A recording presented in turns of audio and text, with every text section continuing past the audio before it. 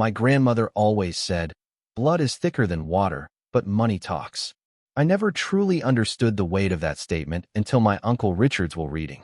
Richard, the family's golden boy, a self-made millionaire, had passed unexpectedly at 58 from a heart attack, leaving behind a fortune and a family legacy that suddenly became a battleground.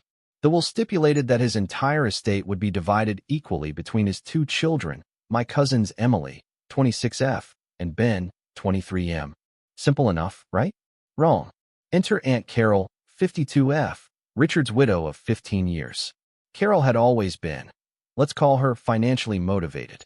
She came from nothing, married my uncle when he was already successful, and had spent the last decade and a half acting like she'd built the empire herself. Don't get me wrong, she wasn't entirely a gold digger. She did help with the business in the early years of their marriage. But lately, she'd been more focused on spending than earning. The will reading goes sideways.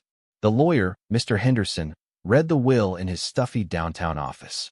Richard had been very specific. The business, worth about $3.2 million. The house, $800,000. Investment portfolio, $1.8 million. And various other assets were to be split 50-50 between Emily and Ben when they turned 25 and 21 respectively. Emily had already hit 25, so she was getting her share immediately. Ben would get his in 2 years. Carol would receive the life insurance payout, $500,000, and could live in the family home until she remarried or died, at which point it would revert to the kids. Seemed fair, right? Richard had provided for his wife, while ensuring his children got the bulk of his life's work. Carol's face went through about 17 different emotions during the reading. By the end, she looked like she was planning someone's murder. The scheme unfolds. About 2 weeks after the funeral, Emily calls me crying. Carol had presented her with additional documents that Richard had allegedly signed just days before his death. These documents showed that Richard had changed his mind and wanted Carol to have full control of the estate, with Emily and Ben receiving a measly $50,000 each when Carol deemed them mature enough. The documents looked legit at first glance. Right letterhead, proper legal language, even what appeared to be Richard's signature. But something felt off. Emily was devastated. Ben was furious, but also scared. He's still in college and doesn't know much about legal stuff. Carol was suddenly acting like the grieving widow who just wants to honor Richard's final wishes. Here's where I probably should have minded my own business, but I couldn't watch Carol screw over my cousins. My investigation. I'm not a lawyer, but I work in forensic accounting. Thanks. Boring career choice that finally paid off. I offered to take a look at the documents, and what I found was amateur hour fraud. Red flag number 1. The date on the new will was from a day when Richard was in the hospital, heavily sedated after his first heart episode. I knew this because I'd visited him that day. He could barely keep his eyes open, let alone sign complex legal documents. Red flag number 2. The witness signatures were from Carol's sister and her husband. Convenient much? When I called them separately, their stories didn't match.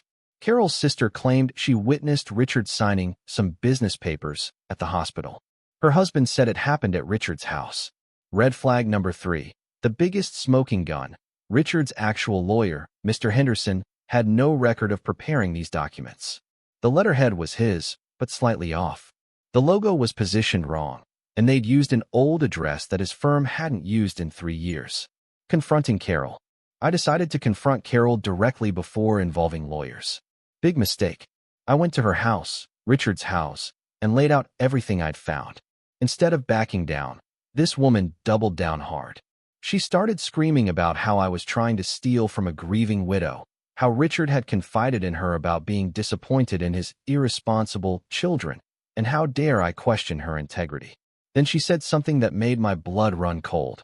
Richard's gone. Those kids don't need that money. They're young. They'll figure it out. I've given the best years of my life to this family. The mask was completely off now. The nuclear option. Carol gave me an ultimatum. Drop it, or she'd make sure Emily and Ben got nothing. She claimed she had friends who could tie up the estate in legal battles for years. So I went nuclear. I'd been recording our conversation on my phone, one-party consent state, perfectly legal. I took that recording, along with all my evidence, straight to Mr. Henderson. Then I called Emily and Ben and told them everything. The look on Carol's face when Mr. Henderson's process server showed up at her door with papers challenging the forged documents? Priceless. The fallout. The legal battle lasted 4 months. Carol hired a sleazy lawyer who tried every dirty trick in the book. They claimed I was manipulating Emily and Ben, that I had financial motives. I don't. I'm doing fine on my own, and even tried to argue that Richard's original will was the forgery. But forensic document analysis doesn't lie. The paper, ink, and printing on Carol's new will were all wrong for the alleged date. The signature analysis showed clear signs of tracing. Most damning of all, security footage from the hospital proved Richard was unconscious during the time he supposedly signed the documents. Carol's sister and brother-in-law eventually cracked under pressure and admitted Carol had asked them to lie about witnessing the signature. Turns out, Carol had promised them $100,000 each if they backed up her story. The resolution. Carol lost. Hard. Not only did the judge throw out her forged documents, but Carol was charged with fraud, forgery, and conspiracy. She pled guilty to avoid jail time, got 3 years probation, and had to pay $75,000 in restitution to cover Emily and Ben's legal fees. Emily got her inheritance as originally intended. Ben will get his when he turns 25. They moved up the age requirement given the circumstances. Carol gets to stay in the house as Richard intended, but there's now a court order preventing her from selling or borrowing against it. The family drama. Here's where I might be the asshole. The rest of the family is split. About half think I'm a hero for protecting Emily and Ben.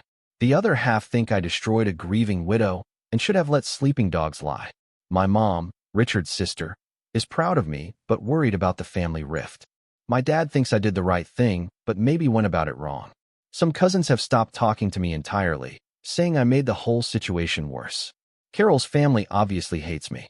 Her sister and brother-in-law blame me for ruining their lives, even though they made the choice to commit fraud. Carol herself has been spreading rumors that I manipulated the whole situation to get closer to Emily and Ben's money, which makes no sense since I gain literally nothing from this. The worst part? Some family members are saying I should have just let Carol have some of the money since she was married to Richard for 15 years and deserves something. But she was getting something, the life insurance and the house. She just wanted everything. Current situation. Emily used part of her inheritance to finish her master's degree and start her own business. Ben is excelling in college and has his future secured. Both of them are incredibly grateful and consider me the hero of this story. Carol is still living in Richard's house, working part-time at a local retail store, and apparently dating someone new already. Richard's been dead less than a year, but whatever. She glares daggers at me whenever we're at the same family event, which is awkward but manageable. The family is slowly healing, but there are definitely permanent divisions. Some relationships will never be the same. Why I'm second-guessing myself. Here's the thing. I keep wondering if I should have handled this differently. Maybe I could have approached it more diplomatically. Maybe I could have found a compromise that gave Carol a bit more money while still protecting Emily and Ben's inheritance. But then I remember that recording, where Carol basically admitted she felt entitled to money that wasn't hers because she gave the best years of her life to the family. Richard worked his ass off to build that wealth, and he was very clear about how he wanted it distributed. Still, seeing the family torn apart makes me wonder if it was worth it. Reddit AITA? So there it is. I exposed my aunt's scheme to defraud my cousins of their inheritance, which led to criminal charges and a family civil war. Was I right to get involved, or should I have minded my own business and let the chips fall where they may? Update. Added 3 hours after original post. Holy crap, I did not expect this response. Thank you to everyone who took the time to read and comment. A few clarifications based on common questions. Why didn't Emily and Ben get lawyers immediately? They were both in shock and grieving. Emily had just lost her dad and was being told he didn't trust her with money. Ben was barely 21 and had never dealt with anything like this. Carol presented the documents as what Dad really wanted and played the grieving widow card hard. They were emotionally manipulated. What about Richard's business partner? Richard had a business partner who got Richard's shares per a separate buy-sell agreement. That partner actually supported Emily and Ben throughout this ordeal and testified about Richard's character and intentions. How did Carol think she'd get away with this? Honestly, I think she banked on Emily and Ben being too young and too grief-stricken to fight her. She probably thought they'd just accept it and move on. She didn't count on someone with forensic accounting experience getting involved. Legal update. Carol's probation officer contacted Emily last week.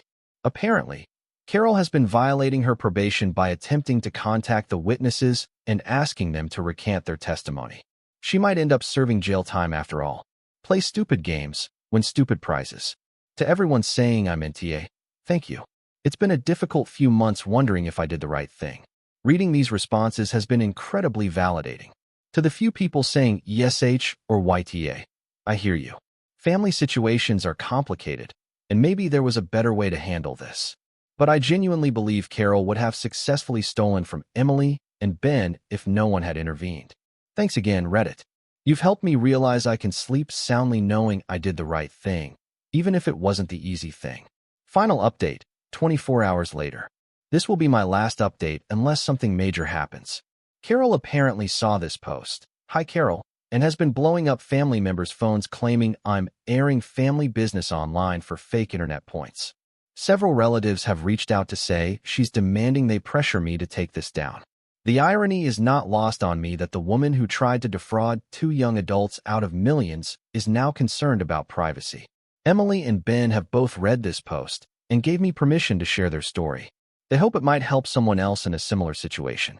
For anyone dealing with inheritance fraud, document everything, get professional help early, and don't let anyone pressure you into accepting something that doesn't feel right. Trust your gut. And for anyone thinking about pulling a Carol, forensic accounting is a real thing, and we're very good at catching amateur fraudsters. Don't do it. Peace out, Reddit. Thanks for helping me realize that sometimes doing the right thing means being willing to be the family villain. Please subscribe to our channel and tell us in comments from where are you watching this video.